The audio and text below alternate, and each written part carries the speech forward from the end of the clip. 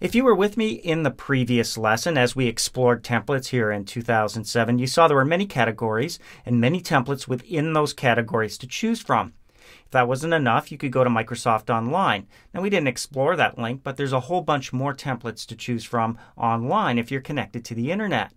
And if that's not enough, you can customize and create your own templates in OneNote as well. And that's what we're going to do in this lesson using this notebook that I've already opened up here called Stationery 2. It's in the Lesson 7 folder of the exercise files if you've got them and you want to follow along. And if you don't have the exercise files, don't worry about it. You can have any open notebook at this point.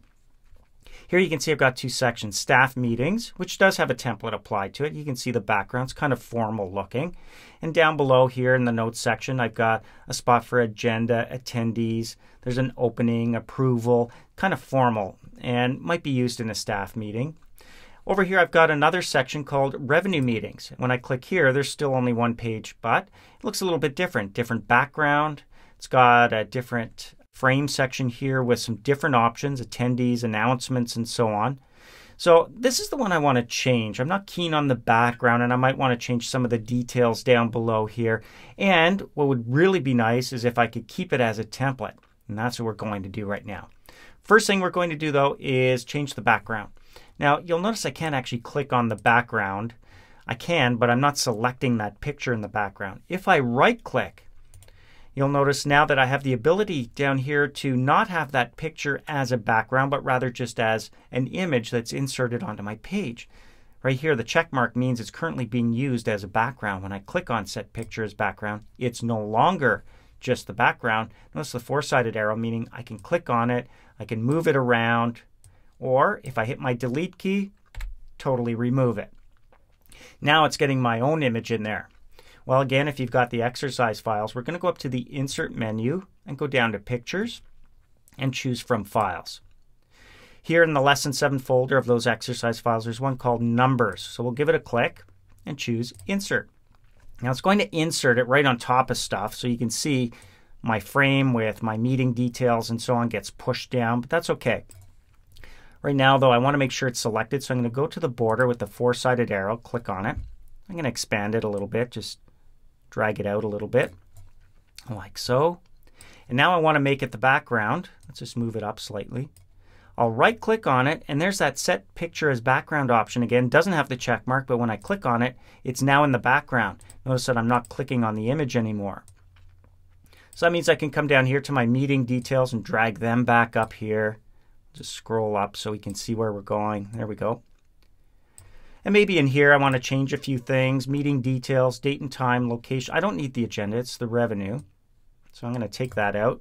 Just select it by clicking and dragging over it. Hit my backspace key a couple of times to take out the bullet as well as the blank line. There we go. Attendees present and not present, that's a good one to keep. I don't need announcements, so I'm going to double click on the word announcements, delete it. And I'm going to hit my delete key again and take out that bullet with my backspace key. One more backspace takes out the blank line. Status of old action items. I'm going to change that to, instead of old action items, old revenue items. There we go. Summary, next meeting, perfect. Everything looks good. Now, if only this could be my template. Well, to do that, we need our task pane open up with the templates available to us. Remember, we can do that from the Format menu. You can also do it from the View menu, but I'm going to come down here to Templates. Now, with this page currently being viewed on my screen, I can come over here, check it out. Down below, I can create a new template, save the current page as a template. So when I click on it, I need to give it a name. Rev Meetings. So I'm going to type in. You could type whatever you like there. I could set it as the default template for new pages in this section right from here. There's another way to do that as well, but I'm going to select it and click Save. So there we go. Now I've got a new category up here called My Templates. Now until you create your first one, you won't have a My Templates category, and clicking Rev Meetings will actually create a brand new page using that template. Perfect. I'm going to close up the Templates task pane and click on New Page right from here. Notice I get a third page with the identical look and feel to it because I've set up that new template as my default. Now, as I mentioned, there is another way to set up a default template. We're going to do that in the next lesson.